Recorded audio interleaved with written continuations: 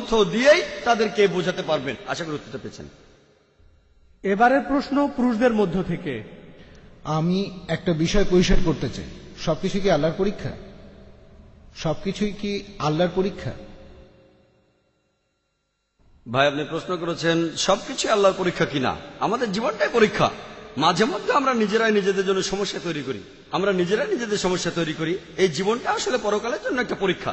তাহলে তো ব্যাপারটা দাঁড়াচ্ছে কেউ বেহেশতে যেতে পারবে না, কারণ মানুষ মাত্রই ভুল করে।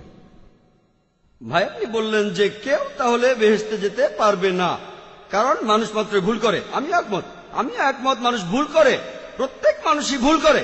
আর এজন্যই নবীজি বলেছেন আল্লাহ সুবহানাহু ওয়া তাআলার করুণা আর দয়া ছাড়া কোন লোক বেহেশতে যেতে পারবে না। আমার লেকচারে সে কথা বলেছি যে আমরা মানুষরা ভুল করি, কিন্তু আল্লাহ সেটা মাফ করে দিচ্ছেন।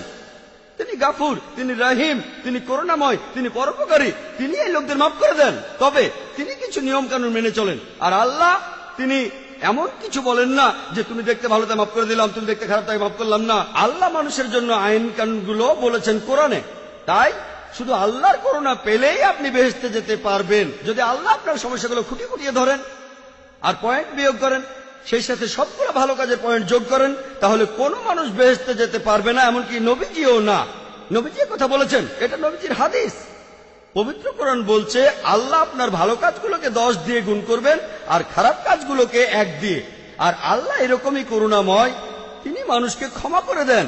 তবে একটা অন্যায় তিনি ক্ষমা করবেন না। পবিত্র কোরআনে সূরা নিসার 48 নম্বর আয়াতে উল্লেখ আছে এবং সূরা নিসার 116 নম্বর আয়াতে উল্লেখ আছে যে অন্যায়টা তিনি কখনোই ক্ষমা করবেন না, সেটা হলো শিরক, আল্লাহ ছাড়া অন্য কারো উপাসনা করা। অন্য কোনো অন্যায় হয়তো তিনি ক্ষমা করতে পারেন, আর আল্লাহকে ছাড়া অন্য কোনো দেবতার উপাসনা করা, এটা হলো সবচেয়ে বড় অন্যায়। আশা করি উত্তরটা পেয়েছেন।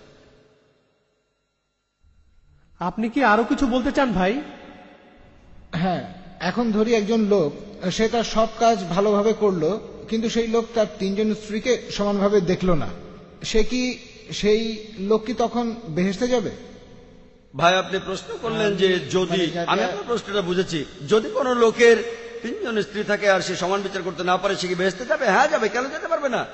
কারণ আমাদের পক্ষে পুরোপুরি নিষ্পাপ হওয়াটা খুবই কঠিন। আপনিই তো বললেন সব মানুষই ভুল করে, অনেক মানুষই ভুল করে। আপনার মনেও কোনো খারাপ চিন্তা আসতে পারে, এটাও তো ভুল।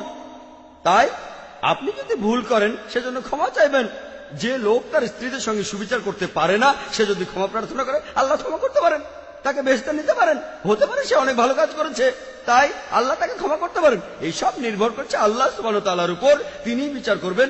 একজন লোক তার স্ত্রীদের প্রতি সমান বিচার করবে, তবে যদি করতে না পারে সে বেহেশতে যেতেও পারে, নাও যেতে পারে। তার পুরো জীবনের সবগুলো কাজ বিচার করে আল্লাহ সবকিছু ঠিক করবেন। সে বেহেশতে যেতেও পারে, নাও যেতে পারে। সে ক্ষমা প্রার্থনা করলে আল্লাহ তাকে ক্ষমা করতে পারেন। আশা করি উত্তরটা পেয়েছেন। হ্যাঁ ভাই, আপনি। স্যার, ইসলাম ধর্মে বিনোদনের কোন কোন বিষয়গুলোকে অনুমতি দেয়া হয়েছে? মিউজিক সম্পর্কে ইসলাম কি বলে? আর